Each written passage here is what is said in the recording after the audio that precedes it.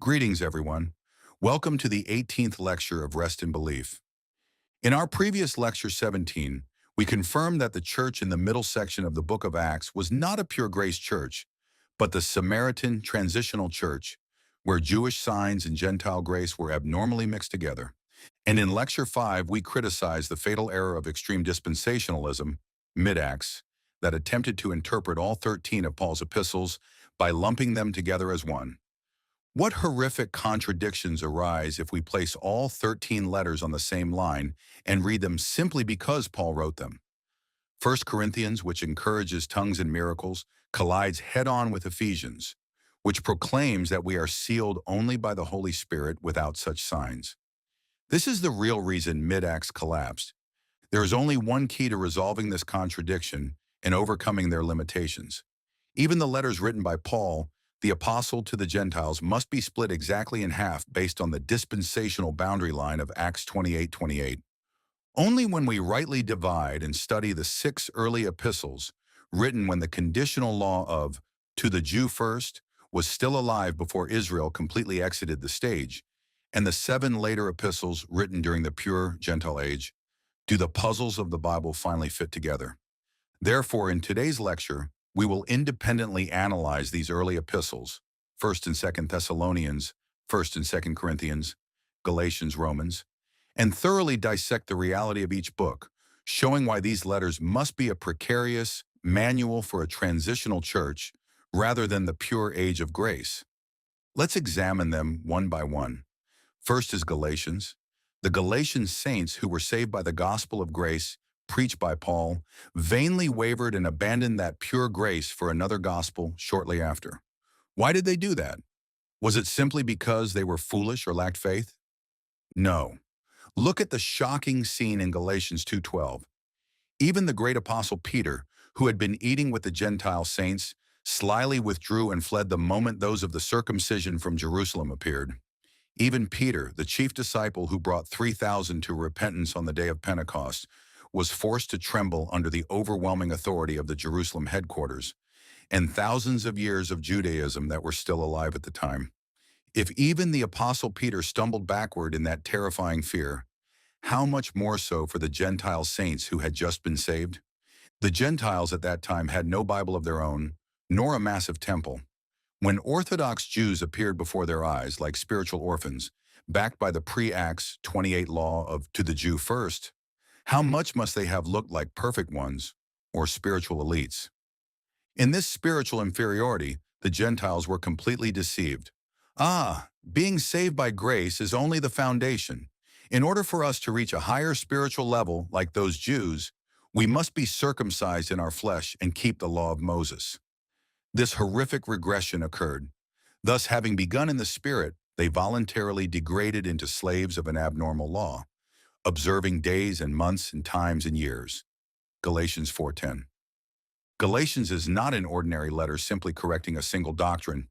It is a record of a transitional spiritual warfare where Paul vomited blood to sever the umbilical cord of the old law when the still-breathing system of Judaism was attempting to swallow up the newly born grace of the Gentiles whole. Next, look at 1st and 2nd Thessalonians. Looking at 2nd Thessalonians 2:2, the saints at that time were trembling in such fear that they forgot Paul's words, "That ye be not soon shaken in mind or be troubled, as that the day of Christ is at hand."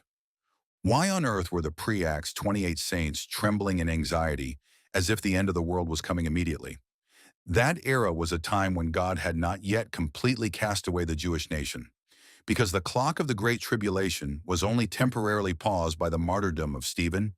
If Israel were to repent nationally, that terrifying clock of tribulation was in a state of a ticking time bomb just before explosion, ready to start ticking again on earth as early as tomorrow.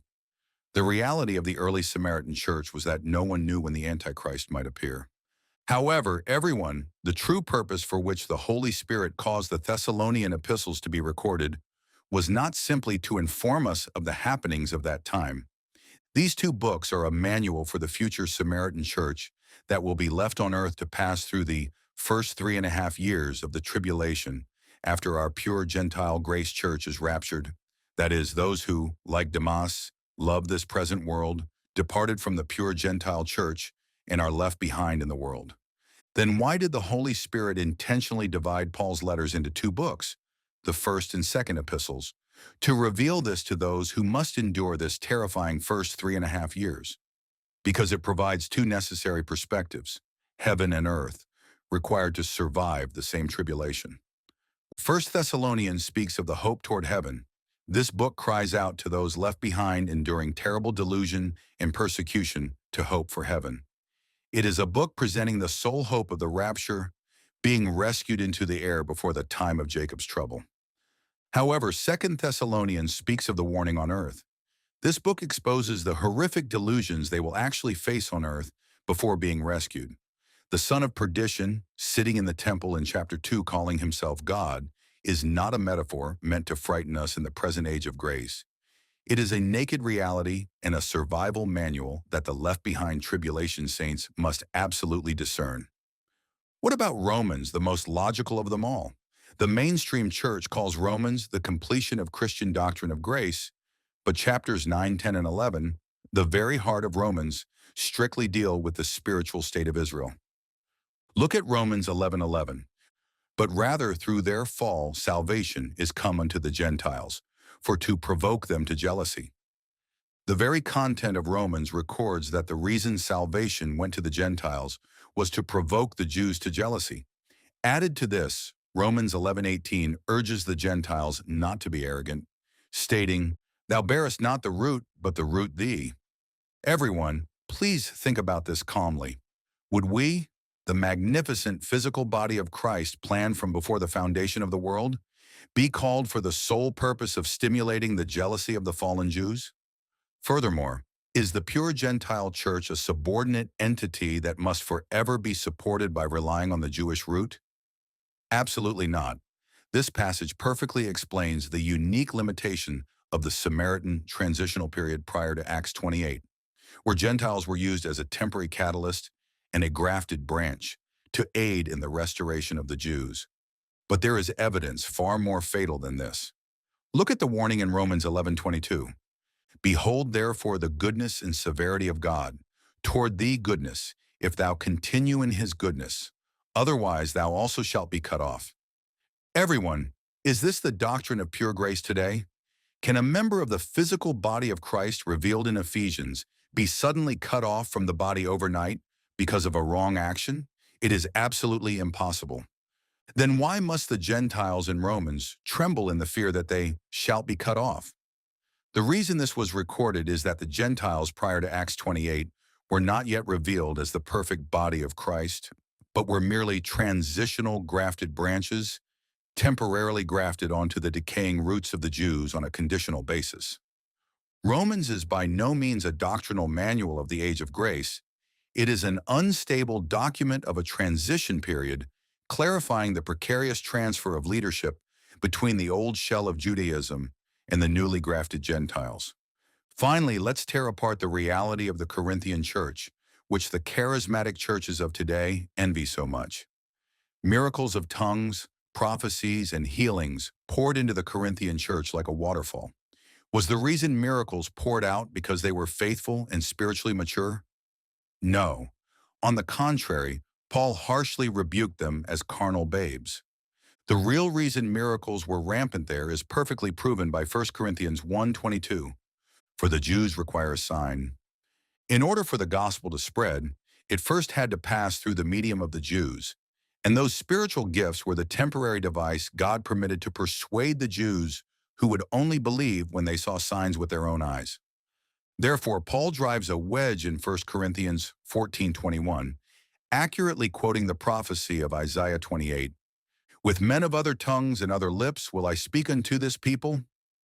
The purpose of tongues was a terrifying sign of judgment directed at this people, the stubborn Jews who rejected the gospel to the end, declaring, "Now God speaks to you not in your language, but in the language of the Gentiles." Then what happens after this judicial purpose is achieved? Paul clearly sentenced the terminal fate of these gifts in 1 Corinthians 13:8. Whether there be prophecies, they shall fail. Whether there be tongues, they shall cease. Whether there be knowledge, it shall vanish away. Everyone, signs directed at the Jews were not eternal. The Bible itself explicitly states they shall cease. The tongues, miracles, battles with legalism, and eschatological anxiety appearing in the early epistles were all transitional phenomena that existed because the Jews were still alive on the stage. Then turn the timeline to Acts 28 now. What happens when Israel ultimately rejects the gospel and exits the stage of history? The target, the Jews that needed to be judged and warned by showing signs, disappeared. Because the target disappeared, these transitional sign devices such as tongues and healings instantly expired and are discarded even upon the stage of our pure Gentile grace church.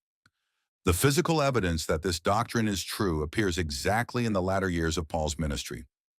Look at Paul during the transitional period of Acts when the sick sprang up just by placing his aprons upon them. Now look at 2 Timothy 4:20, written after Acts 28 passed and the pure age of grace for the Gentiles opened.